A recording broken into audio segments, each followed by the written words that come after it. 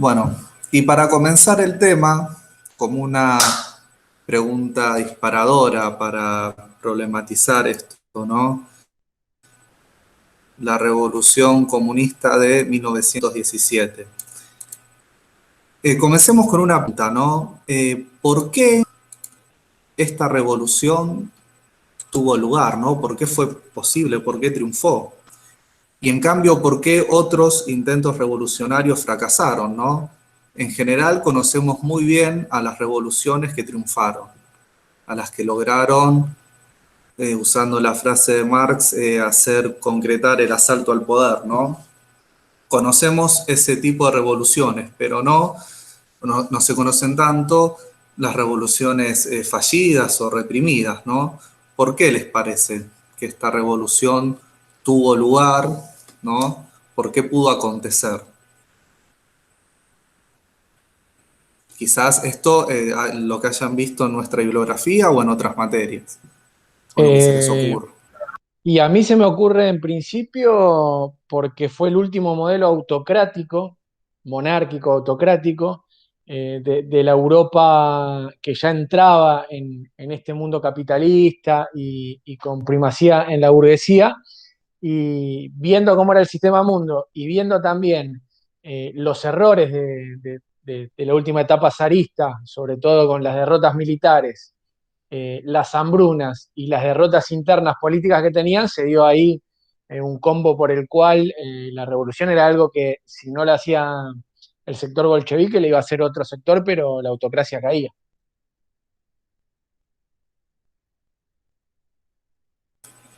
Sí, está muy bien lo que comenta Martín.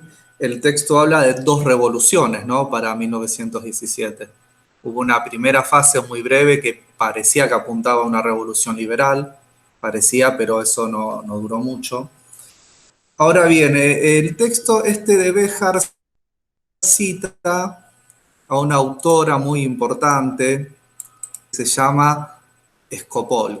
Yo se los escribo acá en el chat, que hace un estudio comparativo de diferentes revoluciones. Recuerdan que la clase pasada nosotros, hablando esto de genocidios, vimos que hay comparaciones, ¿no? Holocausto, genocidio armenio y última dictadura militar en Argentina. Cuando se estudian las revoluciones también suele haber, se aplica el método comparativo.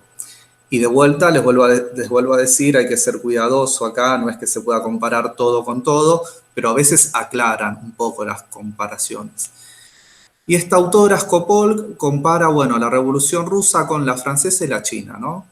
En tanto que revoluciones agrarias, ve que había un contexto similar, ¿no? Eran estados monárquicos que intentaban modernizarse, presionando mucho a la base social, ¿no? Al mismo tiempo que se mantenía una sociedad, digamos, de antiguo régimen, ¿no? Ahora bien, en la clave de la Revolución Rusa, según Skopol, y esto es lo que dice Béjar también, que lo cita, está en la caída del monopolio de la violencia, ¿no? O sea, 1917, ¿qué pasó con el ejército ruso zarista? Colapsó, ¿no? En medio de la guerra, de la Primera Guerra Mundial, en el frente oriental contra Alemania, el ejército se desbanda, colapsa, se da vuelta, se revela un poco, y la caída del monopolio de la violencia fue lo que habilitó a la revolución, ¿sí? Se suele comparar mucho a la revolución del 17 con la previa de 1905. No sé si vieron algo de eso. Esa fue una revolución muy importante también. La de 1905 hubo un levantamiento campesino cuando Rusia estaba en guerra con Japón. ¿Y qué implicó eso? Que el ejército tuvo que irse hasta el extremo oriental del país, ¿no? Y ahí tuvo lugar la revuelta en Europa, ¿no? Y el gobierno zarista, bueno, cuando lean el texto de Béjar va a ver que lo explica bien, lo manejó bien, amagó con que iba a ser una especie de reforma, y el ejército derrotado, pero regresa y reprime a la revolución. Entonces, en 1905 hubo una revolución fallida, pero que casi tuvo lugar, que fue sofocada a último momento porque apareció el ejército y se acabó, ¿no? Ahora, en 1917 hay un escenario parecido, ¿no? Pero en el que vuelve el ejército y reprime, ¿no? Perdón, 1917 el ejército se da vuelta. Esa es un poco la clave, ¿sí? No, no les digo que es la única causa, pero para estos autores, para estas autoras es fundamental eso, el rol del ejército, del monopolio de la violencia legítima. Y esta autora que compara las revoluciones, bueno, señala eso, que en ambos casos tenemos monarquías que intentaban modernizarse, ¿no? Pero que estaban presionando mucho a sus sociedades al mismo tiempo que se mantenía una nobleza, ¿no? Eso da un escenario parecido en esas tres revoluciones, ¿sí? Igualmente no nos vamos a detener en esas comparaciones, pero vieron también que se suele comparar mucho la Revolución Rusa con la francesa que habíamos estudiado ya hace un mes y pico, ¿no? Porque fue como un espejo la Revolución Francesa, en especial la etapa de Robespierre, ¿no? Y del terror revolucionario. Fue un poco una inspiración, un espejo. Un tema importante, entonces, fue la Revolución fallida, ¿no? De 1905, y cómo se podría caracterizar a la situación de Rusia, en líneas generales. Rusia en el momento de la Primera Guerra Mundial. ¿Qué características tenía? Esto lo pueden relacionar con lo que vimos de Béjar el capítulo anterior, ¿no? Con los grandes imperios. ¿Cuál era la situación de Rusia? En palabras breves. Venía de derrotas militares que para la sociedad rusa habían sido muy humillantes, como fueron las derrotas con el Imperio del Japón de 1904 y 1905. A la vez tenía un proletariado industrial muy grande porque tenía un poder industrial muy fuerte en varias zonas del país, un territorio vastísimo y justamente una nobleza zarista que cada vez se alejaba más de lo que sucedía en el pueblo.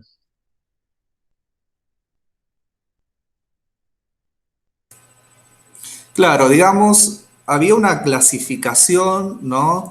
Esto lo usaba Hobsbawm en la era del capital, entre los vencedores y los vencidos, ¿no? A partir de que el capitalismo se hizo global, ¿no? ¿Rusia en qué bando entraría? ¿Entre los vencedores o los vencidos? Sin duda, los vencidos nos referimos a los que les iba mal, ¿no? El caso de China, bueno, ni que hablar África, que fue repartida, pero Rusia ahí, digamos, iba como a mitad de camino, ¿no? No era uno de los centros de mayor desarrollo industrial de Europa, pero tampoco no es que no tenía nada, estaba ahí, como a mitad, quedó a mitad de camino.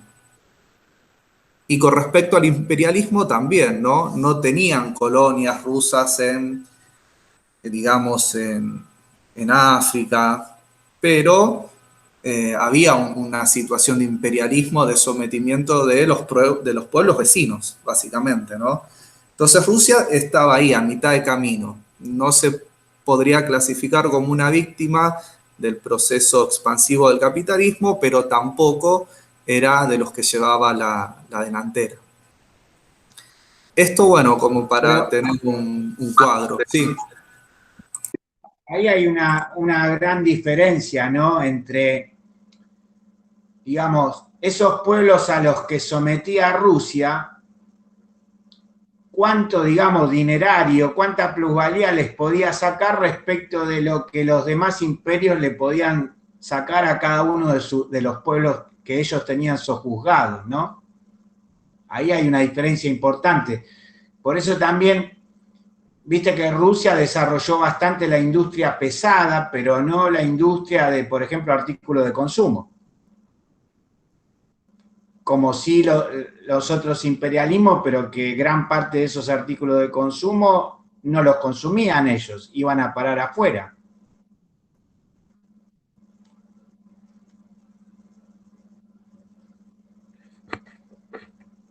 Digo en el sentido que Rusia estaba bastante más limitada en cuanto a la reproducción del capital. La única reproducción del capital que tenía era sacarle más y más y más al campesinado.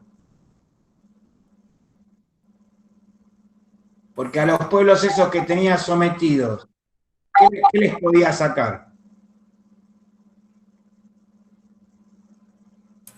Sí, la situación de imperialismo siempre generó descontentos y problemas. La Unión Soviética tuvo un lastre con esto también después, con los pueblos sometidos que intentaron rusificar, digamos, ¿no? Y después, con respecto al, al desarrollo industrial, bueno, habría que verlo. Cómo es exactamente. Rusia tiene recursos, tiene petróleo, ¿no? Tiene recursos naturales. Pero el imperialismo entonces era un imperialismo, digamos, distinto, ¿no? Del que de que practicaban los ingleses, alemanes, franceses, belgas. Sin duda esto era algo distinto, era un imperialismo por proximidad, digamos, ¿no? Esto de someter a los pueblos vecinos, esto que había hecho el zarismo. Entonces, ese es el cuadro general del contexto en el que va a tener lugar la revolución, ¿sí? Es importante considerar, esto ya lo habíamos dicho, entonces, que en 1917 hubo dos revoluciones, ¿no? Primero estuvo esa fase, digamos, liberal, muy corta, de Kerensky, que buscaba terminar con la monarquía, ¿no? Y ahí aparecen los bolcheviques, ¿no? Y es interesante hacer, digamos así, un resumen muy breve de la organización obrera rusa porque es importante. Digamos, en ese contexto teníamos en Europa, con respecto a la organización obrera, ¿no? Mayoritariamente en Europa occidental tenía más peso lo que era la Segunda Internacional hasta la guerra, ¿recuerdan? Eso lo habíamos visto, la Segunda Internacional que buscaba no ya una revolución así de tipo, digamos, de tomar el poder, sino que se creía que por la vía legal se podía llegar, por la vía, digamos, civilizada, se podía llegar a mejorar la situación de los obreros. Pero igualmente no era la única organización que había, la Segunda Internacional, ¿no? En Rusia tenía mucho peso hasta ese momento, ¿no? Las corrientes anarquistas y populistas rusas, ¿no? No era solo la única organización, la Segunda Internacional. Y ahí aparecen los bolcheviques. ¿Qué es lo que plantean de nuevo? Los bolcheviques, Lenin. Fue algo muy disruptivo, ¿no? Ya vieron la diferencia, se conoce entre mencheviques, bolcheviques. ¿Cuál era la novedad? Esto en el contexto de la Primera Guerra Mundial. Los bolcheviques tenían una postura que al principio, digamos, era marginal, pero que después, andando la guerra, empiezan a ser más populares los bolcheviques, ¿no? ¿Cuál era el mensaje de Lenin, básicamente? ¿Cuál era la propuesta? Que Rusia tenía que salir de la guerra, tenía, tenía que salir del conflicto que estaba desangrando justamente a las clases populares.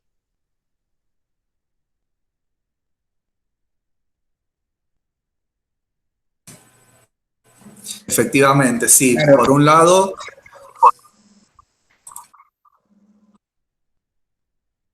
sí, ibas a decir algo, Como Néstor. que la lucha de clases quedaba derretida en la lucha intercapitalista, ¿no? Exacto. Lenin lo que decía que era una lucha entre imperialismo, que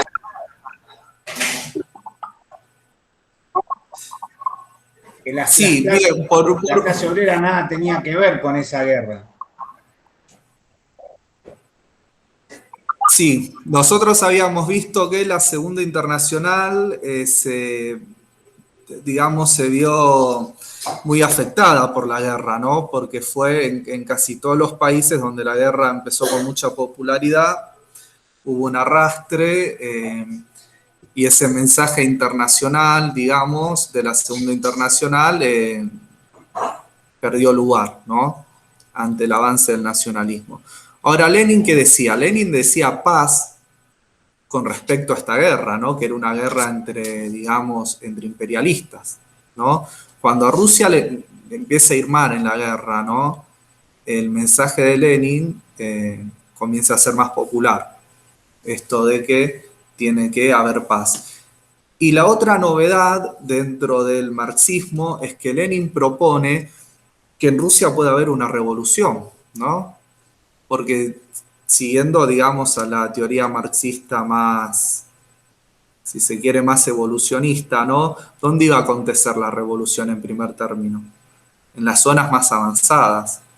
Rusia no era una zona, digamos, que carecía de industrias, pero no era la zona que estaba a la delantera, ¿no? Es decir, la revolución, según esa perspectiva clásica, tenía que acontecer en Estados Unidos, Inglaterra, Alemania, Francia, ahí, o en Europa occidental. No podía darse en una sociedad que estaba en proceso de despegue o a medias, en el proceso de industrialización. Bueno, la novedad de los bolcheviques es que dicen que, bueno, se puede saltear la etapa capitalista, digamos, o la etapa burguesa liberal de la revolución, ¿no? Eso era lo que dividía, digamos, mientras que un sector más, si se quiere, más tradicional o del marxismo clásico, los mencheviques consideraban que no, que primero era necesario el proceso, digamos, liberal, burgués. Lenin pensaba, no, esto se puede saltear, ¿sí? Habría que considerar también que estamos en el contexto excepcional de la Primera Guerra Mundial. Antes hubo una revolución, la Comuna de París, ¿no? Fue un intento revolucionario que fue sofocado. Ahí los gobiernos se pusieron de acuerdo en no dejar que tenga lugar eso. Ahora, en el contexto de la Primera Guerra Mundial, hubo una intervención internacional en contra del comunismo, pero no fue tan fuerte y al final terminó triunfando, ¿sí? El proyecto comunista. Después, avanzando con el texto de Béjar, miren la parte donde caracteriza el proceso de creación de la Unión Soviética, ¿sí? De la URSS. Y ahí sostiene, dice que la URSS no fue, digamos, ni tan soviética ni tan federal, en el sentido de que hubo una continuidad fuerte con el zarismo. Esto, la revolución terminó, digamos, en eso, ¿sí? En un proceso muy represivo hacia los campesinos, ¿no? Tal como acontecía en el zarismo, ¿sí? Y finalmente, para ir cerrando, ¿no? Bueno, acá hay varias cuestiones. La periodización de la Revolución Rusa es un tema muy polémico, como todos los temas, ¿no? Vieron que, por ejemplo, en la Revolución Francesa se discute si el momento de Napoleón es parte del proceso revolucionario o si se lo puede ver como algo más conservador, como el fin de la revolución. Bueno, en el caso de la Revolución Rusa también se discute si Stalin, el resultado final de la revolución, ¿no? Es parte de la revolución o si es un corte, ¿no? Son posturas, ¿no? Hay autores que, por ejemplo, hay una autora muy reconocida, Fitzpatrick, que dice que en realidad lo de Stalin es una continuidad porque había una energía revolucionaria que continuó incluso en el proceso represivo de Stalin, ¿no? Ahora, mientras que desde un punto de vista más trotskista te van a decir, no, de ninguna forma, Stalin es la reacción y el final de la revolución. Son debates, cómo establecer periodos, ¿no? Dentro del proceso revolucionario. Ahora, un dato importante, ¿no? Entonces, esto fue, digamos, como un experimento, la primera vez que el comunismo accede al poder. que no era, les vuelvo a decir, una situación ideal, porque ellos que imaginaban que esto iba a pasar en otra sociedad, ¿no? Y al final las revoluciones, ¿dónde acontecieron? Fue en Rusia y después en el tercer mundo, ¿no? O sea, fue en Cuba, en China, las revoluciones exitosas. No fueron donde decía la teoría marxista que iba a ser inevitable. De hecho, no hubo comunismo en el primer mundo. Pero en principio, la revolución del 17, los bolcheviques tenían una intención, un objetivo. Y es que la revolución iba a empezar en Rusia, pero no se podía quedar solo en Rusia. Es decir, los bolcheviques apostaban a, en ese contexto de crisis en Europa, ¿no? de la posguerra, la paz de Versalles, el objetivo de los bolcheviques era extender la revolución. No podía quedar solo en Rusia. Y ellos entendían que era un contexto propicio, ¿no? La primera posguerra, la crisis del 19, lo que habíamos visto, la caída de la monarquía de los Habsburgo, ¿no? La caída de la monarquía prusiana, todo esto habilitaba, al parecer, la expansión del comunismo, ¿no? Y para eso se creó la Tercera Internacional, cuyo manifiesto estaba en ruso, pero también en alemán. O sea, eso da cuenta que se tenía esa perspectiva. Bueno, ¿qué pasó? No se pudo.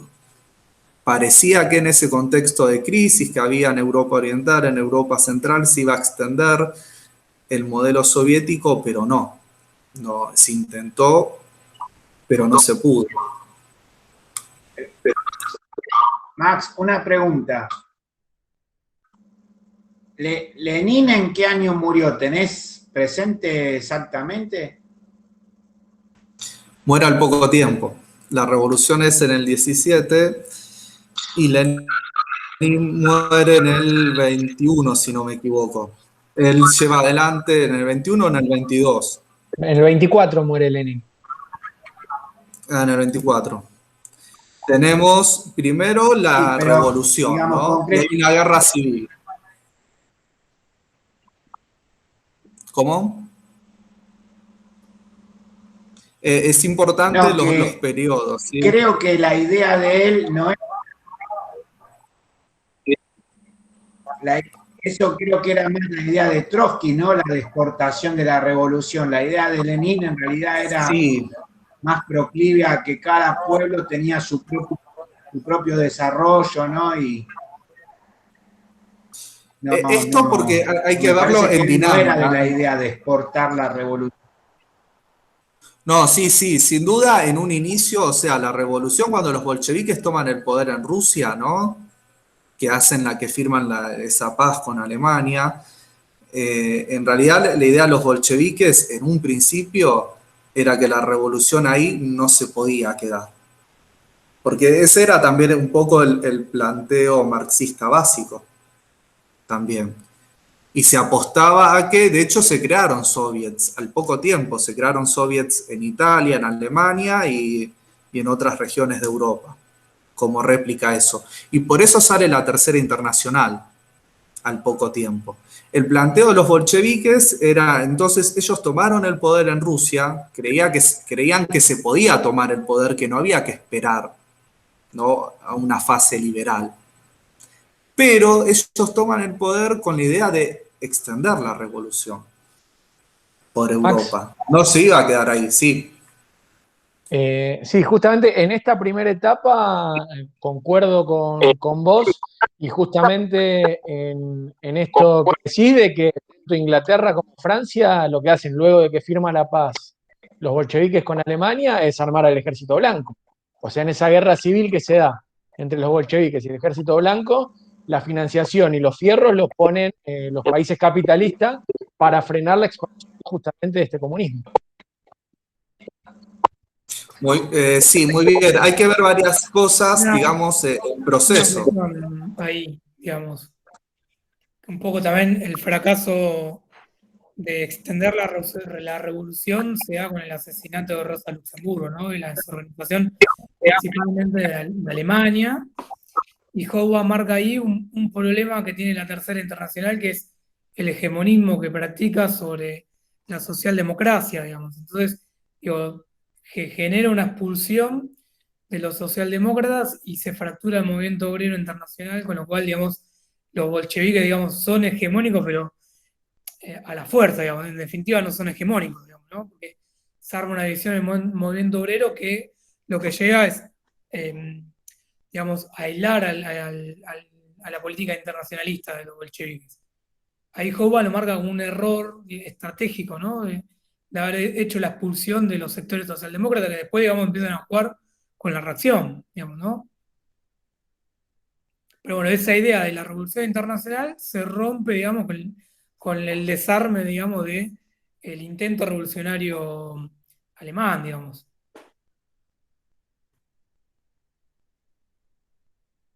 Ahí hay un capítulo de Hoban que es importante, que trata de este tema, no me acuerdo ahora cuál es, pero está en Historia del siglo XX.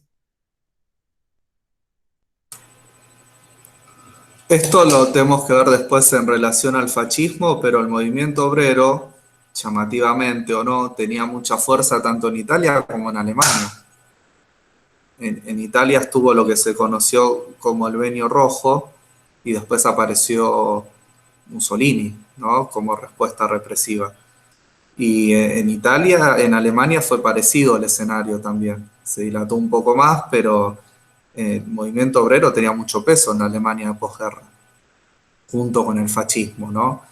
Entonces, la situación era que un poco Lenin revisó la teoría marxista clásica, ¿no?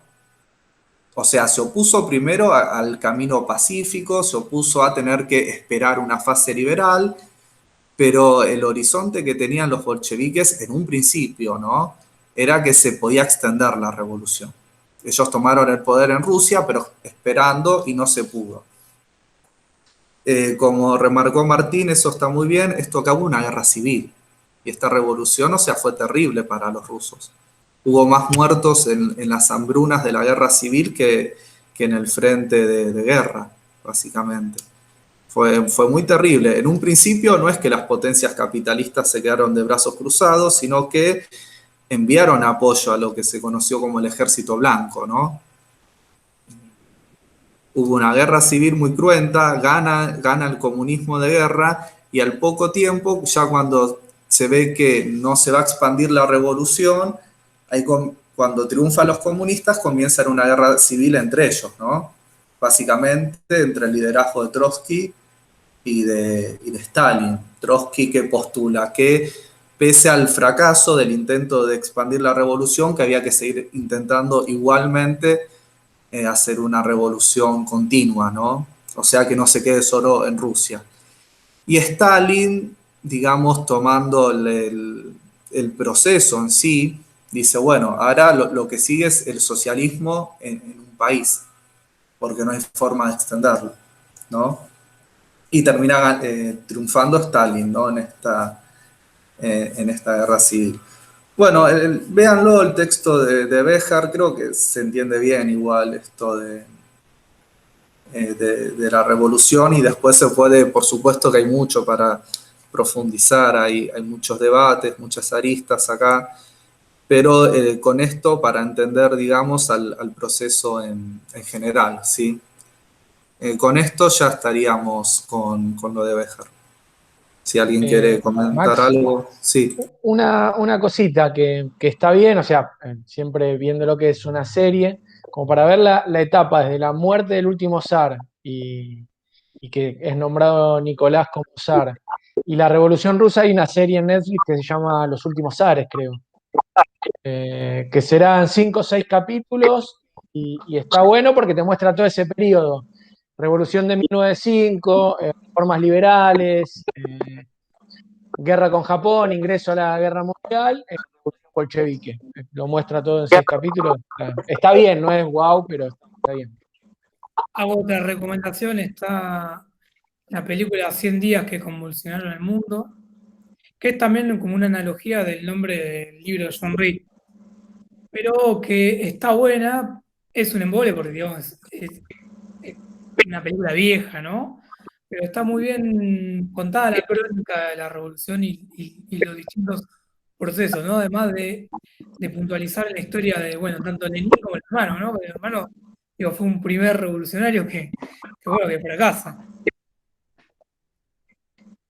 Pero bueno, la recomiendo porque está buena para verla, para entender el proceso. Es bastante interesante, digamos, está bien explicada desde el punto de vista histórico, ¿no? Es más un cine documental, bien riguroso, ¿no? Ahí se sigue muy bien el proceso, etapa por etapa.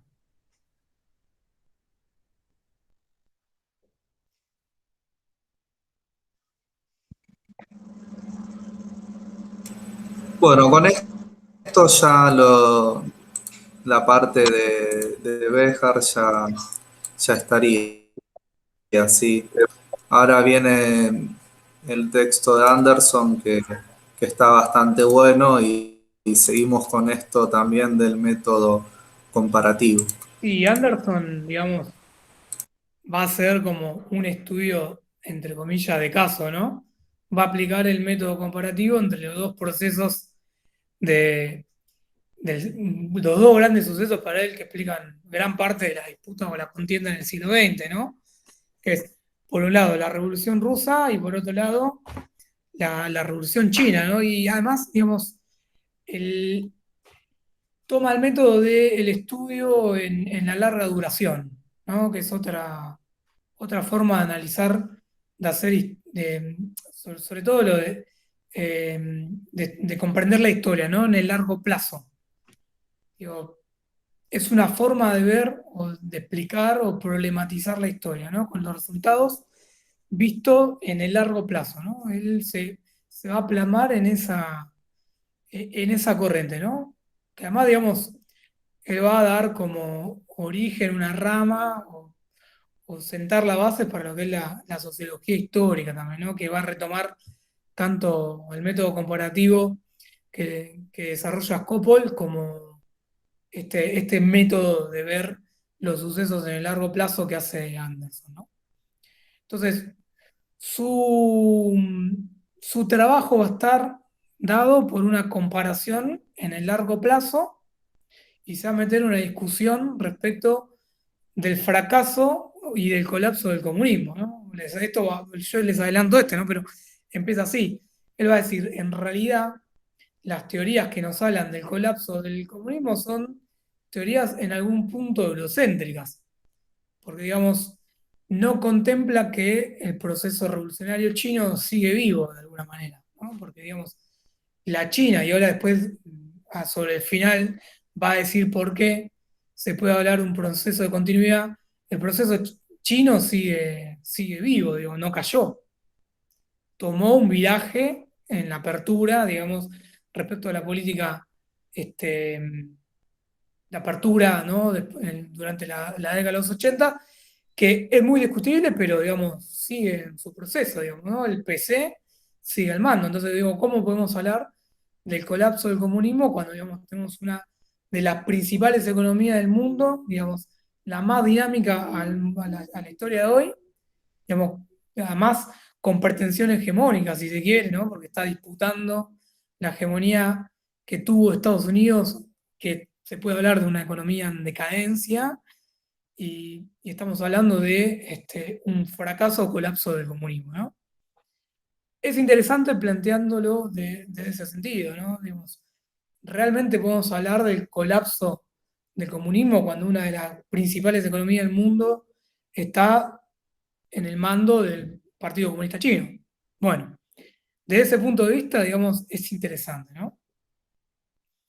Y ahí nos dice, la URSS cae de la noche a la mañana y plantea esta cuestión sin siquiera haberse disparado un solo tiro y tan rápido como habría surgido cae de la noche a la mañana. Bueno, ¿qué pasa?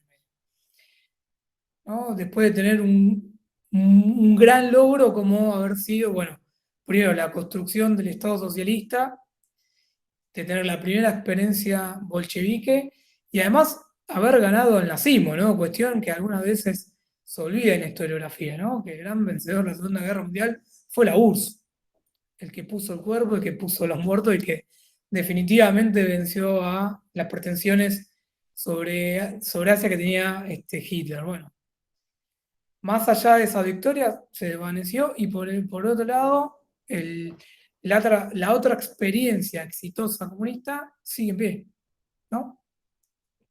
Y que además es la locomotora del mundo, dice, ¿no? Ustedes recordarán la famosa frase del último ciclo del kirchnerismo: la economía argentina crecía a tasa china. Tasa china, estamos hablando de un crecimiento del PBI de más del 6% interanualmente. Bueno, es un montón, ¿no? Y ese proceso está liderado por el Partido Comunista.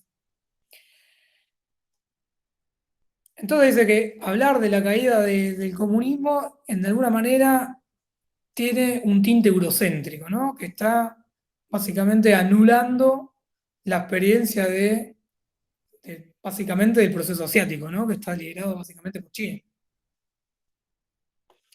Y dice, en realidad, como decía Marx, y como dice Béjar, son dos revoluciones en espejo.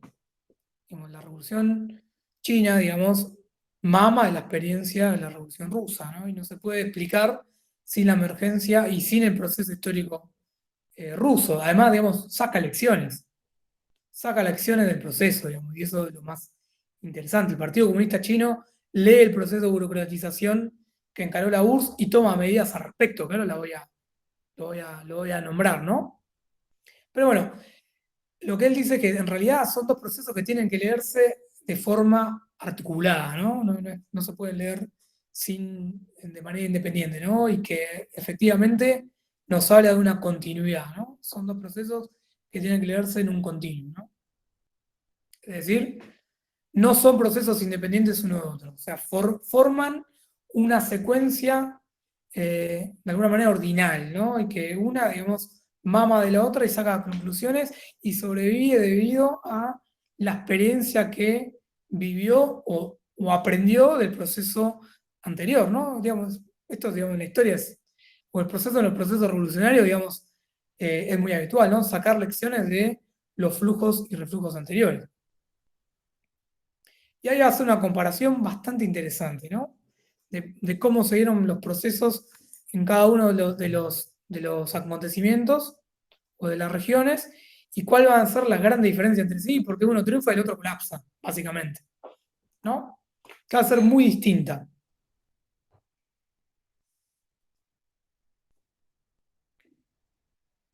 Primero, va a marcar, esperen que se me borró el machetito, yo lo estoy mirando acá.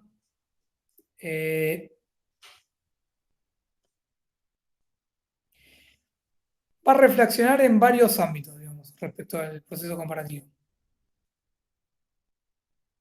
Digamos, principalmente, uno de ellos va a ser el punto de partida de los procesos, ¿no? Situaciones socioeconómicas y circunstancias completamente diferentes, ¿no? Las cuestiones subjetivas o la política en términos subjetivos también van a ser completamente diferentes. ¿Por qué? Bueno, en un proceso no hay una experiencia revolucionaria dirigida por el Partido Comunista y en otras sí, con lo cual, digamos, ahí las cuestiones subjetivas en respecto a lo político son completamente diferentes. Y en tercer lugar, van a tener consecuencias efectivas completamente distintas, ¿no? Una colapsa y la otra triunfa. Bueno, ¿por qué esa gran diferenciación? Es decir, en ese sentido, China hay que verlo en el espejo ruso de estas tres interrogantes, ¿no? ¿Cuál es el punto de partida? ¿Cuáles son las condiciones subjetivas políticas? ¿Y cuáles son los resultados? Básicamente se pregunta eso, ¿no? Y en realidad lo que quiere llegar a él es decir, bueno, estas son las condiciones. Se injerta en un debate acerca del desarrollo, si se quiere, ¿no? Porque en realidad es decir, bueno, va a concluir que el PC triunfa porque conserva puntos estratégicos neurálgicos del desarrollo económico, ¿no? Y por eso es un debate actual. Me parece que está la intencionalidad política de inscribirse en un debate completamente actual. No voy a decir que el caso ruso básicamente es una insurrección rápida, urbana, que en cuestiones de días se apodera con el poder de las principales ciudades en Rusia, ¿no? y que no tiene mucha presencia históricamente durante todo el proceso en el campesinado, que básicamente es el 80% de la población rusa. Fue muy complejo la relación con el campesinado respecto a la elección del proceso ruso, ¿no? Digo, la colectivización forzosa, digamos, generó muchos problemas, ¿no? Digamos, toda una política represiva y de conflicto que, digamos, limó legitimidad a la dirección política rusa, ¿no? Y además, digamos, nunca se pensó, digamos, pensando en el proceso de proletarización, organizarse en el interior del campesinado. Bueno, el proceso chino fue completamente distinto, nace del movimiento campesino. ¿No? Hay una gran diferencia en su origen, ¿no?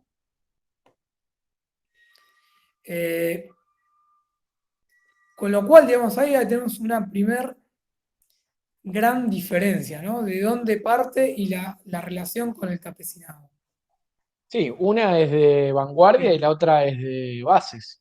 Sí, Son diferencias. totalmente. Y además, digamos, en los procesos de colectivización, digamos, y los distintos procesos represivos hacia el campesinado de la dirigencia rusa, digamos, pensar como pequeña burguesía aquellos campesinos que tenían más de una vaca, ¿no? Digamos, había un problema ahí, efectivamente.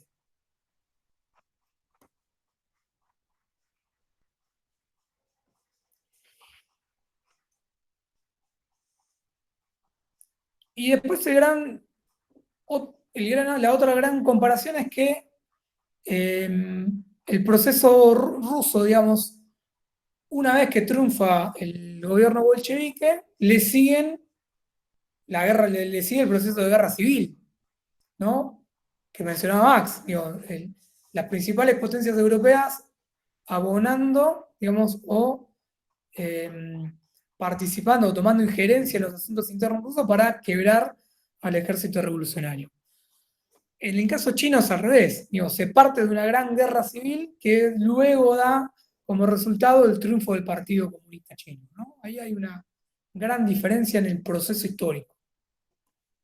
Es decir, mientras que tenés 10 fuerzas expedicionarias diferentes, tanto estadounidenses, británicas, canadienses, digamos, para mencionar algunas, ¿no? Los japoneses, los franceses, incluso los finlandeses, los rumanos mandaban ejércitos para apoyar al ejército blanco, ¿no?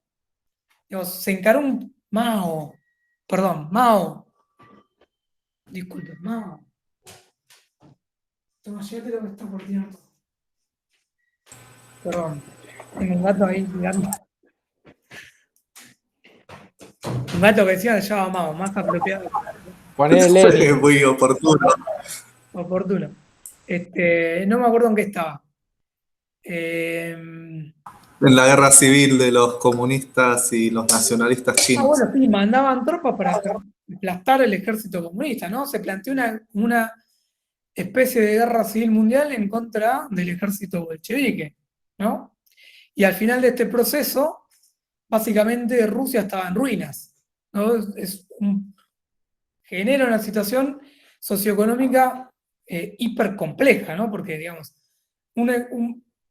históricamente venís del enfrentamiento de la guerra mundial, el proceso revolucionario, hambruna, proceso de colectivización, un montón de conflictos con el campesinado, y encima tenés que enfrentar una guerra civil posterior al proceso. Bueno, la verdad que para la dirigencia bolchevique hay que sacarse el sombrero porque a pesar de todas esas dificultades, triunfó y puso en marcha un proceso de industrialización que más o menos medianamente fue exitoso, ¿no? Independientemente de que después haya caído en desgracia, que por cuestiones particulares que merece un estudio, bueno.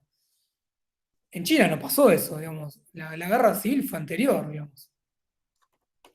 Con lo cual, digamos, al final del proceso revolucionario más el proceso de guerra civil, digamos, potenciado por la injerencia de las distintas potencias europeas para, digamos, recuerden la idea del cordón sanitario para frenar la avanzada bolchevique en Europa, ¿no?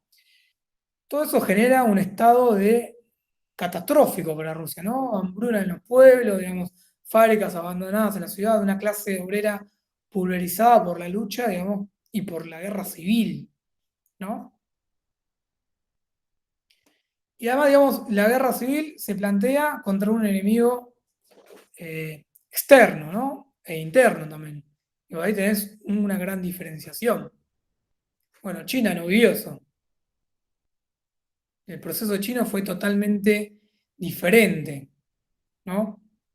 Y ahí, digamos, ahí el Estado soviético desarrolla todo un orgullo patriótico en desarrollo de defensa de la revolución, que, digamos, da una configuración particular a esa idiosincrasia obrera que la verdad que es destacable, ¿no? Eso no vamos a poner en dudas. Y además que hace un llamamiento internacional en solidaridad hacia el movimiento obrero internacional, ¿no? Porque a pesar de todos esos conflictos, intenta llevar adelante la revolución mundial. Bueno, eso se trunca, ¿no? Y se ve, digamos, enmarañado en el complejo interno. El caso chino es totalmente diferente. Es decir, el PC chino básicamente invierte sus términos en términos comparativos al proceso ruso. ¿Por qué? Porque hacia 1921, ¿no? Cuando empieza a organizarse el partido chino, digamos, solamente cuenta con 1000 miembros. Digamos, muy poco. 4 años después, digamos, ya se construye como una fuerza significativa organizada en diversos territorios, ¿no? Es decir, desde un momento fundacional se larga la conquista y que empieza a extender el poder en toda China que logra, o por lo menos explica que encare una lucha prolongada durante un cuarto de siglo, digamos. Casi 25 años dura la lucha, digamos, del Ejército de Liberación Popular en China para hacerse luego del mando. Con lo cual tenemos condiciones históricas completamente distintas. Primero hay una guerra civil, que dura 25 años, donde igual hay una especie de equilibrio de fuerzas en los distintos territorios, y que el ejército chino, el ejército popular, empieza a ganar influencia poco a poco. Básicamente cuando toma el poder ya es hegemónico, ¿no? En Rusia es al revés, digamos. Gana el poder sin ser hegemónico, con lo cual no es algo menor. No es algo menor desde el punto de vista de cómo se construye un poder del Estado, ¿no? Porque hay Gramsci es una diferenciación muy acertada, cuando explica, digamos, el proceso revolucionario, ¿no? Dice, en Rusia fue muy fácil tomar el poder, ¿no? Básicamente con la movilización del 17 se conquistó el poder. Ahora, el problema fue eso, lograrlo o convertirlo en una hegemonía, ¿no? Digo, por la poca irradiación que tenía el zarismo en la sociedad civil. ¿Por qué hacía el zarismo? Básicamente con la relación con la sociedad civil era una relación de poder, digamos, y violenta, digamos. No había la irradiación o la conquista política o la conducción política moral de la sociedad. Bueno, por eso fue muy fácil. Ahora, y él dice, en el caso alemán, fue mucho más complejo, sobre todo para el Partido Comunista Alemán, porque, digamos, en Alemania el poder tenía una irradiación sobre la sociedad civil que básicamente conducía al conjunto social. Con lo cual la toma del poder es mucho más difícil. Se tenía que dar una lucha por la hegemonía, ¿no? Una tremenda lucha ideológica. Bueno, en China eso ocurrió como, digamos, en un punto de vista del desarrollo gramsciano de la hegemonía. Digamos, primero se dio la hegemonía y luego la toma del poder. Digamos, Gramsci dice, una fuerza toma el poder cuando ella es hegemónica. Antes no la puede tomar. Y si la toma, digamos, es inestable. Tiene un control inestable. Bueno, en China sucedió al revés. El Partido Comunista fue hegemónico primero, ganó la guerra civil, ganó influencia en los distintos territorios y luego conquista el poder. Digamos, es mucho más sencillo. Y además, una vez tomado el poder, aplasta la principal fuerza de choque que le hace una manifestación universitaria, que son las clases medias. La aplasta con represión, ¿no? Ahí no titubeó el Partido Comunista Chino. Una gran movilización, digamos, con el proceso de modernización y liberalización de las clases medias y la aplasta, no duda, la reprime. la reprime y triunfa, ¿no? Además de haber ganado previamente la guerra civil, ¿no?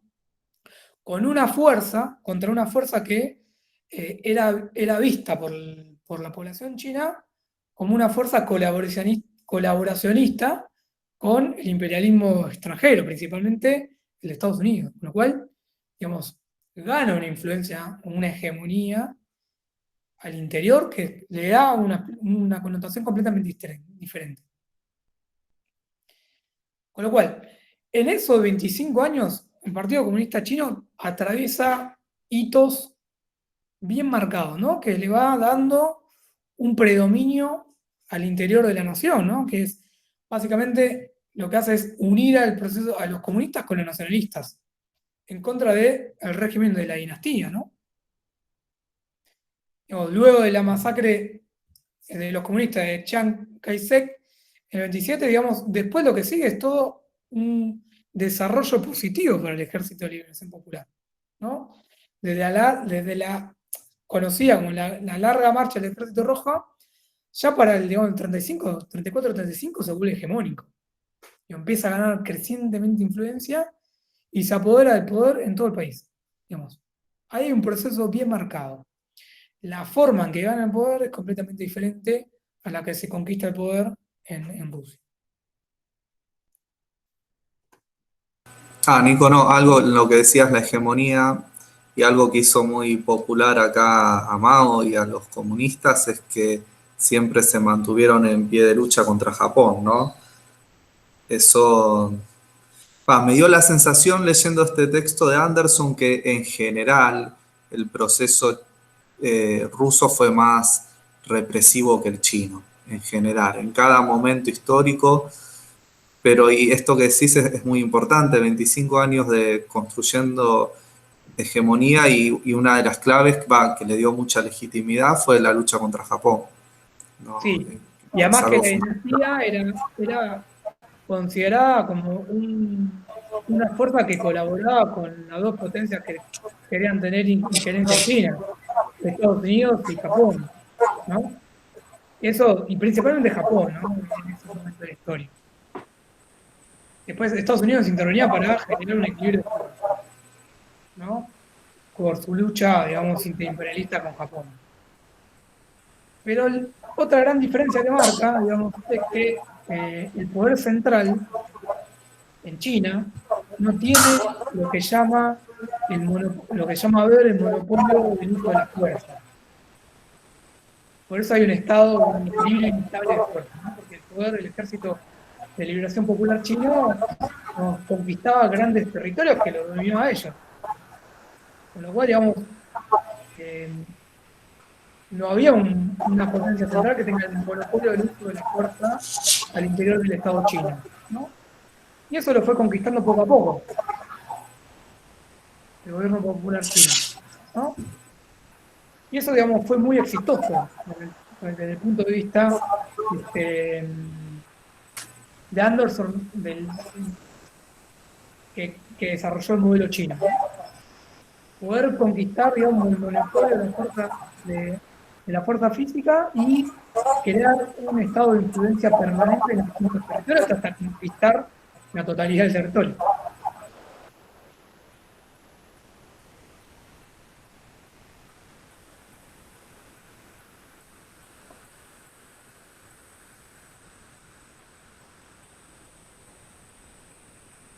Después hace una comparación respecto de la relación con el campesinado, ¿no? Ahí va a tener otra diferencia.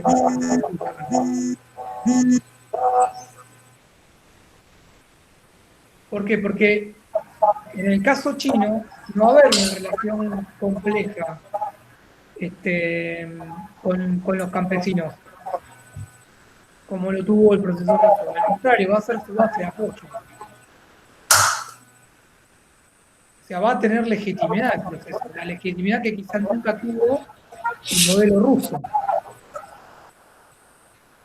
Sí, el Partido Comunista Ruso nunca tuvo una base de apoyo fuerte en el campesinado, que además era la mayoría de la población, que no es menor, el 80% eran campesinos. Bueno, En cambio, el poder en el Estado... ¿No me están escuchando? Perdón, tenía razón Martín, yo tenía mi micrófono abierto y quizás eso hacía eco. Ahí lo cierro. La base de apoyo, digamos, del proceso chino va a ser el campesinado, justamente. Va a lograr organizar al campesinado y va a tener una legitimidad que nunca tuvo el modelo ruso. Bueno, esto también viendo con el diario del lunes, ¿no? El proceso chino, el proceso ruso anteriormente, ¿no? Ahí hay una marcada diferencia. Va a tener el apoyo de la gran mayoría de la población, ¿no? El proceso chino. Y eso no es algo menor.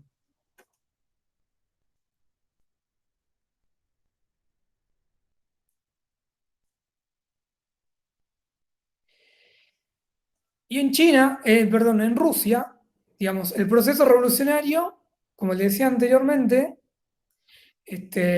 la conquista del poder, lejos de ganar o lograr las principales consignas, abre una guerra civil, ¿no? La gran principal consigna que decía Lenin era paz, pan y tierra. Bueno, paz no se consiguió porque, digamos, al triunfar el proceso, al triunfar los bolcheviques, le dio una guerra civil. En cambio, en China, digamos, lo que genera la victoria del ejército revolucionario básicamente es unidad nacional, que estaba, digamos, puesta en crisis en el proceso chino, y la paz interna. Con lo cual es sumamente exitoso, digamos. Genera una unidad nacional más allá después de los conflictos con el Tíbet, que, digamos, reviste un capítulo aparte, ¿no? Pero trae una unidad nacional, digamos. No se desintegra el imperio. El imperio chino no se desintegra, ¿no? Y además logra la paz, digamos, y genera un crecimiento exponencial de un montón de indicadores. Es decir, tras la victoria del Ejército de Liberación Popular, se deja atrás una economía quebrada y saqueada y trae la recuperación, la estabilidad, la paz y la prosperidad económica, encima la paz interna, ¿no? Y la independencia nacional, digamos. Es un modelo completamente exitoso desde el punto de vista de la historia de la construcción de un Estado, ¿no? Porque, digamos, logra conquistas y logra articular los sectores subalternos tras de una conducción con determinación, ¿no? Eso es bien marcado, digamos, ¿no? Con lo cual, digamos, logran un apoyo popular superlativo en términos comparativos con la Unión Soviética, ¿no? Que nunca tuvo tanto apoyo, en el sentido del apoyo como se entiende la hegemonía, ¿no? Salvo en los momentos de confrontación, principalmente contra Alemania, ¿no? Pero previo a eso, digo, tuvo un quiebre entre, digamos, la organización revolucionaria y la contrarrevolución, ¿no? Que es básicamente la guerra civil. Son dos ahí puntos de partida completamente distintos. Nico, Sí, se me ocurre también en los momentos de generar conflicto hegemónico a nivel mundial, que son sí. procesos distintos, porque la Unión Soviética da la Guerra Fría en un momento en el cual no tenía las condiciones materiales para ganársela a Estados Unidos y a Occidente, y China todo lo contrario, no entra todavía en ese conflicto ya sabiendo que tiene las condiciones materiales de ganarlo, deja que el desgaste del enemigo se dé solo. Sí, Tiene es muy esa interesante eso que paciencia. marcás, porque lo marca Anderson, ¿no? ¿Vos viste el texto o no? Ah, bueno, pero justo, bueno, más o menos de una línea de reflexión parecida. ¿Qué dice Anderson de la Guerra Fría? Fue absurdo. El gasto militar que hizo y la competencia, digamos, en lugar de llevar adelante el proceso hacia adelante, ¿no? Cayó en el gasto innecesario, compitiendo en gastos, digamos, suntuosos, si se quiere, ¿no? En una competencia que no lleva a ningún lado. En lugar de desarrollar, volcarlo, el recurso al desarrollo económico, gastó el dinero en una guerra propagandística, ¿no? En la carrera militar, en la carrera espacial, que después, digamos, no se capitalizó en crecimiento económico, al contrario, digamos. Rusia durante los 80 tuvo un estancamiento muy pronunciado. En cambio, digamos, China, además tuvo condiciones geopolíticas particulares, ¿no? Tuvo toda una política de atraer inversión extranjera, ¿no? Digamos que ahí también dio un salto hacia adelante en la industria, ¿no? Bastante distinto. Pero también China tiene el de los lunes. Sacaba, evidentemente, el Partido Comunista Chino, estaba mirando constantemente el proceso comunista ruso. Por eso dice Anderson, se dan procesos en espejos, ¿no? Es una continuidad. Y una continuidad porque, digamos, hay un capital, un valor agregado ahí, que hay una experiencia de organización popular que saca lecciones en la conducción del proceso. Y ahí dice, Rusia tuvo apoyo popular activo en muy pocas ocasiones, ¿no?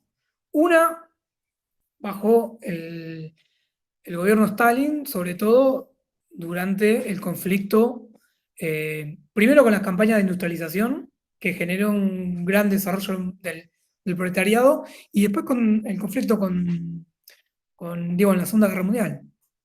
Después fueron contados con la mano, no tuvo hegemonía, digamos, ¿no? Siempre hubo una falta de confianza hacia la dirigencia del Partido Comunista, sobre todo a raíz de la muerte de Lenin, ¿no? Y que Rusia atravesó un proceso de burocratización muy importante, entonces hubo una falta constante de confianza. Por eso también cae tan fácil, digamos. El proceso de burocratización genera desconfianza, ¿no? Del sector popular hacia la dirigencia. Luego se morona de la noche a la mañana, digamos. Nico, también Sí. se me ocurre en las políticas de consumo popular, que la Rusia en su guerra, sobre todo en la década del 80 con Estados Unidos, en espejo, la población de Occidente, de la potencia occidental, las condiciones de vida eran mucho mejores de los trabajadores, por ejemplo, yanquis, que los rusos.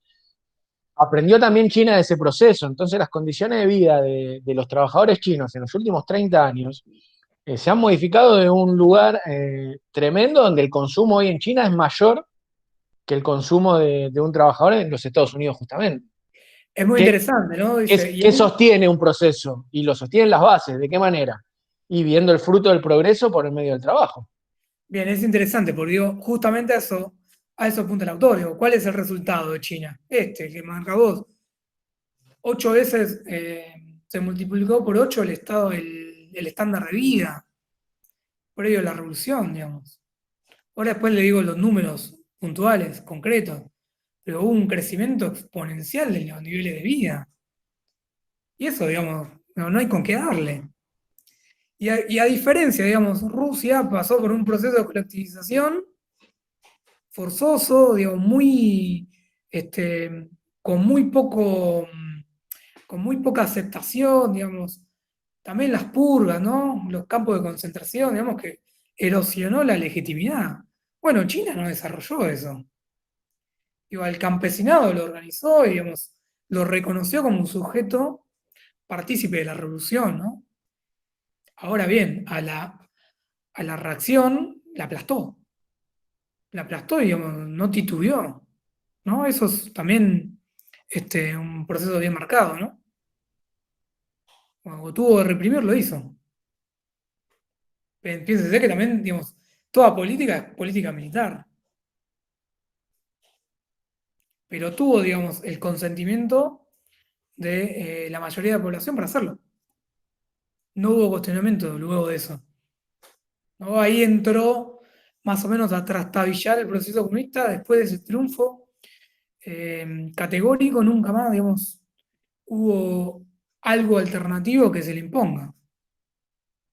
Y también se me ocurre que el proceso chino, con respecto al proceso soviético, lo que hizo es los malos funcionarios, justamente no defenderlos, sino que juzgarlos, como decís vos, aplastándolo. Hubo muchas purgas de dirigentes del Partido Comunista Chino por casos de corrupción, por cuestiones morales y cuestiones culturales que son muy caras para la población china.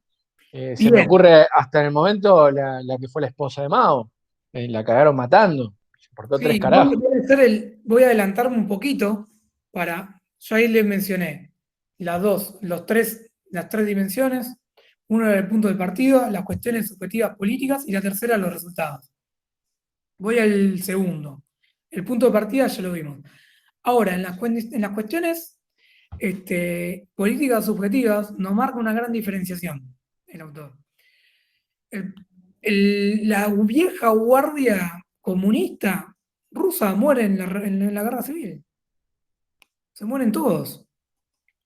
El proceso de purga del Partido Comunista ruso logra cinturear el proceso de burocratización, pero digamos, ya no contaba con la vieja guardia comunista. Esas habían muerto todas en la guerra civil, poniendo el cuerpo, ¿no? En cambio, en el proceso chino, cuando se hace la purga, cuando se replantea que el proceso empieza a girar para otro lado, el proceso de purga, devuelve la dirección a la vieja guardia comunista.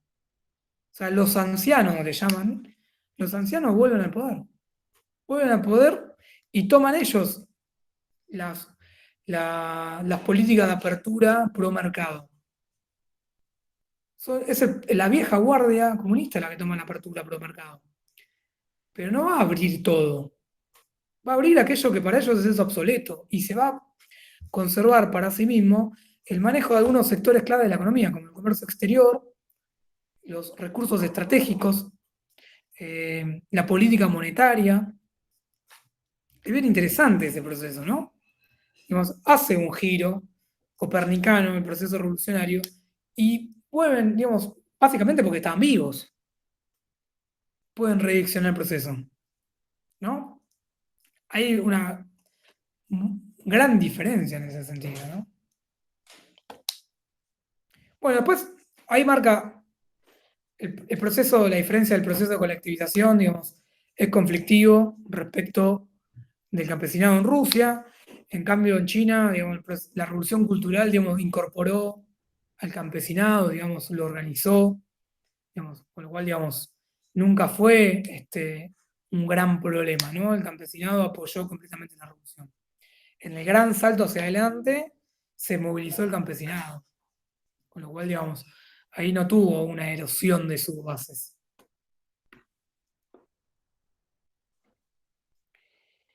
Me voy a adelantar.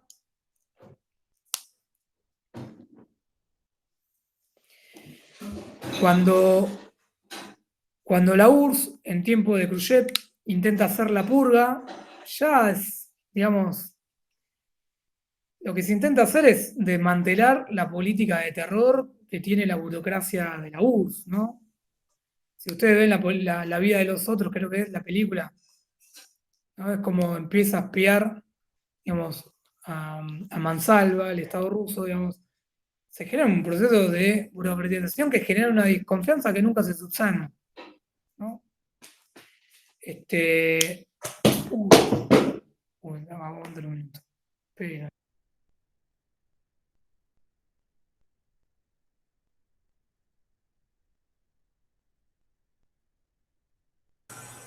Esto es una clase en vivo y en directo y bueno, pasan cosas. Perdón, me alejo al gato que me está tirando cuadros, me tira. Quedó todo ¿Qué filmado. pasó con Mao? No, así Mao está exacerbado porque estamos viendo su proceso. No recuerdo en qué estaba. No, sí, le decía que el proceso de purga, fue bien distinto, Rusia nunca recuperó la legitimidad, ¿no? Siempre quedó muy sentida esa política de terror. Y la política de apertura, de la década de los 80 tampoco fueron exitosas. En cambio, en China sí. China, trajo inversión directa, no despilfarró, si se quieren, de alguna manera, recursos en una guerra, una carrera armamentística, sino que desarrolló la industria, ¿no? Creo que hay un documental muy bueno que es Al costado de los rieles, dura como 4 horas, pero te muestra cómo se industrializa China en los pocos años, es tremendo.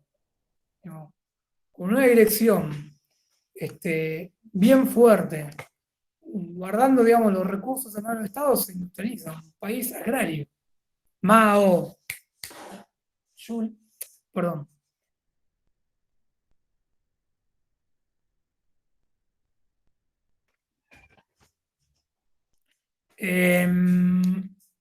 Nada, cuando se toma, digamos, la política de apertura, digamos, básicamente había estancamiento económico, Rusia estaba endeudada, el nivel, la esperanza de vida cayeron, con lo cual, digamos, básicamente el proceso era, si se quiere, irreversible de alguna manera, ¿no? Ya había una movilización interna, digamos, por el estancamiento del nivel de vida, encima en contra del proceso de burocratización que básicamente lleva al colapso de la Unión Soviética, ¿no? Esto lo estoy diciendo burdamente en un salto histórico muy burdo, ¿no? No es tan sencillo, ¿no? Pero yo caigo, ¿no?, en lo mismo, nadie lo defendió. Pensemos que los funcionarios burócratas del Estado ruso automáticamente se hicieron inversores capitalistas, y no solo en la Unión Soviética. Pensemos el caso del PC argentino. Miremos un compañero, Carlos Heller, de ser Sí, dirigente del PC totalmente. pasó a ser un banquero, Sí, o las totalmente. farmacias del PC en Capital. No tenía bases para defenderse ese sistema, todos querían salir de ahí. Conocía muy bien al capitalismo, entonces pudo. Sí, sí, totalmente. Es así, digamos. Pero bueno, había un estancamiento, digamos, el partido gobernante estaba a 4 generaciones de la revolución, eso no es menor, y es un problema, ¿no? También para los procesos, digamos, en los jóvenes, digamos, generar eso, más cuando, digamos, hay legitimidad, ¿no? Tan extendida. Con la perestroika, digamos, se intentó un grado mayor de apertura en la vida pública y en la vida política, pero, digamos, no logró esa modernización. Digamos, se generó una relajación de la censura, pero ni así, digamos, torció el proceso, ¿no? La reforma ni económica ni política, digamos, se generó, digamos, quedó postergada de alguna manera. Nadie lo defendió, como decís vos, porque Sí, internamente estaba delegitimado el proceso. eso tengamos también nosotros lecturas políticas internas propias, de que no sigamos cobrando del 2003 al 2008, porque las generaciones pasan y ya hay pibes que no lo vivieron y va a ser difícil. O sea, tenemos que empezar a tener victorias económicas sociales ahora, porque si no estamos fritos. No, sin duda, digamos, ¿no? Eso es bien, bien interesante, ¿no? Uno ve cuando empieza a ver DNI, categoría 2002, 2003, ni bien el 2001, digamos, que para nosotros fue un punto de inflexión, por lo menos para mi generación. Es interesante eso. Con lo cual, digamos, ya con un Estado quebrado, endeudado, digamos que se introdujo una carrera armamentística, una carrera propagandística, con estancamiento económico, una espiral inflacionaria importante. Ya para el 89 el Estado soviético estaba básicamente en bancarrota, nos dice Anderson. Con lo cual a nadie le sorprendió que caiga, ¿no? A nadie que básicamente tenga un análisis histórico, ¿no? No, a nadie se sorprendió. Ya para el 91, decía él, de la noche a la mañana cayó. Y nadie salió a defenderlo, ¿no? En cambio, digamos, en China sucedió todo lo contrario, ¿no?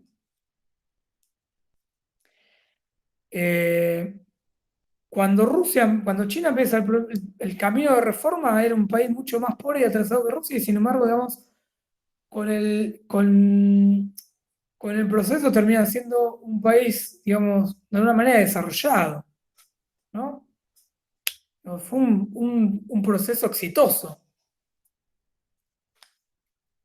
Digamos, generó un proceso industrial que en un principio era mucho más modesto que el propuesto por la Unión Soviética y sin embargo lo superó, ¿no? Generó ritmo de crecimientos muy fuerte, digo, dejó de ser una sociedad rural a una sociedad urbana, digamos.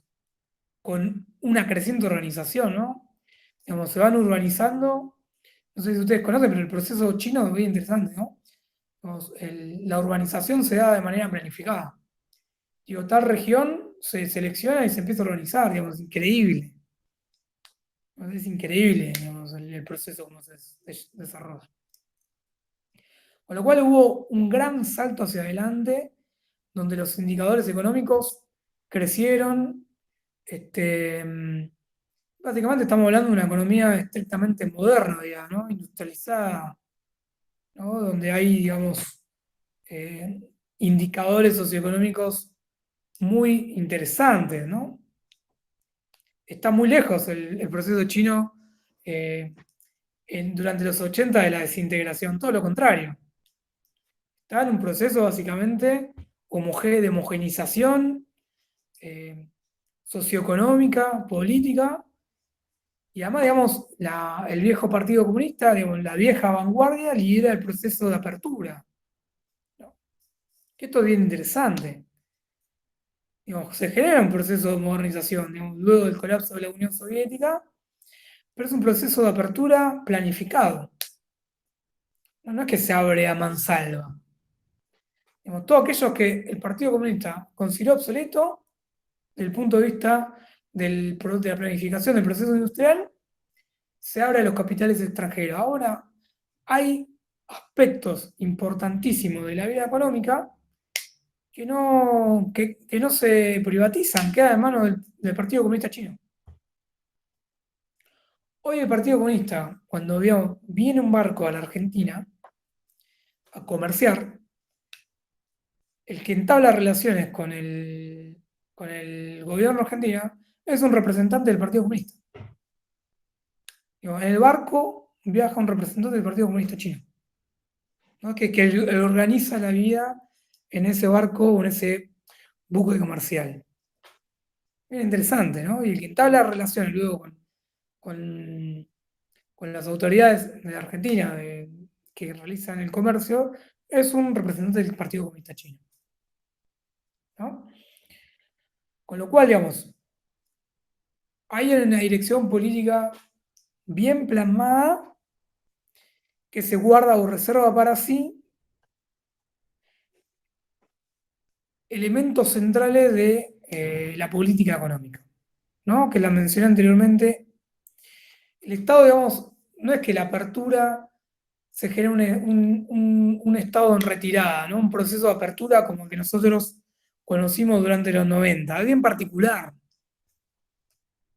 Es como un mix, ¿no? Entonces, hay apertura, hay privatizaciones de empresas, pero hay sectores claves estratégicos muy puntuales de economía que están bajo la órbita del Partido Comunista Chino. La energía es uno, digamos, un recurso estratégico. La metalúrgica, digamos, queda en manos del Estado. La industria de armamento también, digamos, que es, digamos, muy dinámico en términos industriales. Las telecomunicaciones, digamos, fíjense, es muy lo importante que nos. Todo lo que es el comercio externo queda en manos del Estado. Las políticas cambiarias quedan en manos del Estado. Con lo cual, básicamente, el Estado, ¿qué hace? Digamos, concentrar los recursos estratégicos y la dirección del proceso económico. No es un capitalismo, como comúnmente se conoce. No, es otra cosa, ¿no? Efectivamente, hay dirección del Partido Comunista en la economía, hay injerencia, un Estado muy fuerte en ese sentido. Recoge para sí los recursos estratégicos y es lo que explica lo que es China hoy, básicamente. No se entiende este gran crecimiento chino sin ese proceso, sin el Partido Comunista. Por eso Anderson dice, en realidad es un proceso revolucionario exitoso por sus resultados. Porque, por ejemplo, el PBI se multiplicó por 4, el ingreso de los trabajadores urbanos crece a un ritmo de 7,7 interanual. En el campo, por ejemplo, se da un crecimiento del 5% interanual, es un montón. Los niveles de vida se multiplicaron por 8, expresados en dólares. Pero, Nicolás, Sí.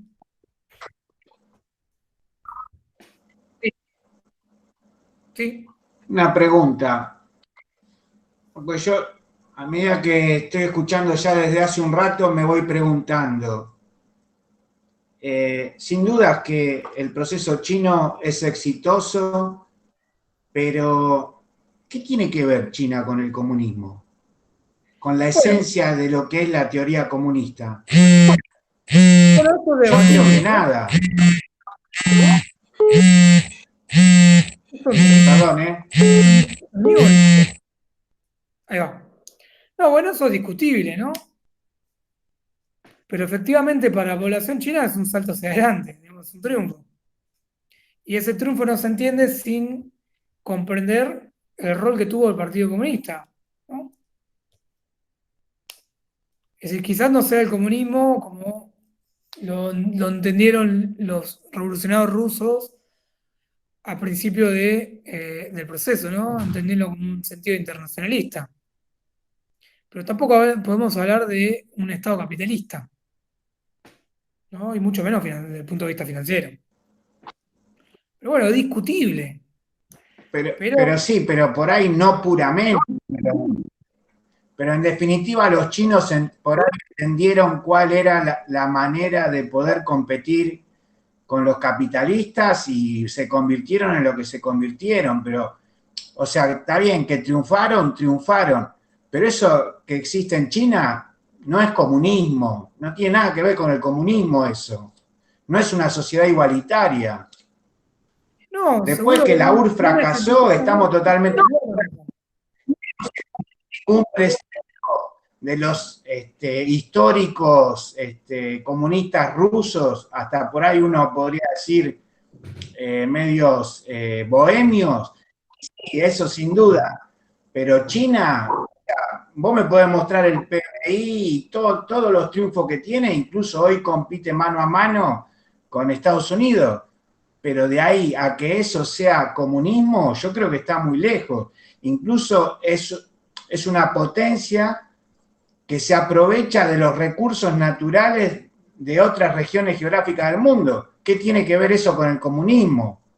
Obviamente, en la comparación me quedo con China 5.000 veces, pero hablando entre nosotros, yo creo que de comunismo China no tiene nada.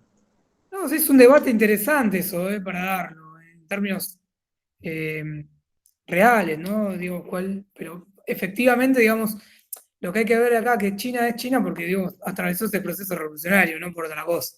Básicamente lo que quiere demostrar el autor. Aunque Anderson dice que en realidad, digamos, el proceso está vivo, digamos, porque, digamos, puede decantar en otra cosa. Pero digo, para la población china, básicamente, digamos, el proceso revolucionario fue exitoso. Uy, se nos fue. Lo perdimos, ¿no? Por ahí se indignó y se fue. Pero bueno, nada, a lo que voy es que ahí Anderson dice, el ingreso, la participación de los trabajadores en ingresos se multiplicó, los niveles de vida se multiplicaron por 8 expresados en dólares, la población urbana saltó por encima de los 200 millones, eh, con lo cual, digamos, nada de eso digamos, se explica sin la participación o sin atender el proceso revolucionario, ¿no? Eso es lo que lo que nos dice Anderson. Básicamente, el ascenso económico chino y lo que es hoy China se entiende por su revolución, no por otra cosa, no por la apertura, ¿no? Ahí creo también se instaura en un debate, ¿no? Que dicen que la China es hoy por la apertura capitalista. Dicen, no, momento, esa apertura no se dio de manera indiscriminada, se dio bajo la hegemonía del Partido Comunista que concentró para sí sectores estratégicos de la economía, ¿no? Se entiende por la reducción, no por la apertura. Eso es básicamente lo que quiere básicamente discutir el autor. Pero bueno, después es discutible si es comunismo o no es comunismo. Tampoco es capitalismo como lo conocemos. Digo, tiene su especificidad el proceso chino. Y dentro de su especificidad hay que leerlo en una línea histórica que tiene que ver la experiencia revolucionaria. No sé qué opina del resto, digamos. Me interesa también Sí, qué piensan al respecto. yo concuerdo con Néstor en que no, el proceso chino hoy no es el comunismo como nosotros lo conocemos del libro. También creo que nos quedan muchas variables a nosotros por el eurocentrismo que tenemos para estudiar los procesos, de que para mí este debate en China es obsoleto porque una cultura tan milenaria con la reforma, la revolución más que comunista en China fue cultural. Y esos 25 años de proceso de revolución cultural, campesina, que tuvo la revolución, nada tiene que ver con el comunismo como lo pensó Marx, ni como lo llevó a cabo la Unión Soviética. Entonces hicieron su proceso, y dentro de su proceso, lo que están haciendo, seguro, y estoy totalmente de acuerdo con Néstor, no es comunismo. Segunda cosa, es un imperio. Perdón, no te escuché porque se me cortó, che. Sí. No, decía que estoy de acuerdo con Néstor en que no es comunismo como nosotros lo conocemos. El comunismo que conocemos nosotros es el pensamiento europeo del pensamiento de Marx, que lo pensó para una Europa industrial que nada tiene que ver con China. Hoy el proceso chino para mí, sin dudas, es un imperialismo que depreda recursos naturales de países tercermundistas para erigirse como hegemonía mundial. Y eso lo maneja el Partido Comunista de esa manera y le importa tres carajos. Hoy nosotros estamos comiendo 800 pesos el kilo vacío por una política del Partido Comunista chino. Es así, lo tenemos que entender de esa manera. Y nosotros, como país subdesarrollado, a cualquiera de los imperios que está hoy en pugna, lo tenemos que mirar de costado. Porque son depredadores de recursos y porque te ponen en un lugar de la economía de mercado, ya sea capitalismo, hoy, yo estoy de acuerdo también con lo que decís vos, Nico, cualquiera de las dos definiciones, capitalismo, porque hoy el capitalismo como lo vemos está financiado por un partido comunista, porque la gran deuda de Estados Unidos es China, entonces hay categorías que también tenemos que volver a repensar porque o sea, quedamos fuera del marco. Sí, también hay que ver qué es el socialismo en el siglo XXI, ¿no? Bueno, ese también parte del debate de hace unos años, ¿no? Y también esos procesos son bien interesantes, porque digo, para entender el equilibrio de fuerza, que hoy está bastante alterado de alguna manera, este, se dieron también por la existencia de China, digamos, ¿no? Las experiencias regionales y bien interesantes de los últimos años en la región, en nuestra región, digo, no se explican sin la existencia de China también, ¿no? Igual, digamos, es un debate, digamos, que hay que dar, digamos. No, yo no tengo una posición tan asumida, ¿no? Sí, respecto al desarrollo, me parece que han dado una tecla yo, ¿no? Sí. Lo que a mí me cae de todo esto también es que mirando en espejo el proceso chino, que fue el exitoso, y mirando el soviético, que no fue el exitoso, lo que sí o sí necesitas tener como Estado para poder plantarte a nivel en el concierto internacional de naciones es un Estado fuerte, manejar el comercio interior y el comercio exterior de tu país, manejar las finanzas, son cuestiones clave que si vos no las manejás como Estado, las manejan los países centrales. Es clave, vos tenés que tener una política monetaria propia, que no te la dicten desde afuera. Hoy Argentina no la tiene, tenés que tener un comercio exterior propio, que lo manejes vos, y estamos hoy con la discusión de la hidrovía, no lo tenemos. Entonces son resortes del Estado, que más allá de Estado comunista, Estado capitalista, para mí acá el proceso lo tenemos que pensar dentro de la estructura del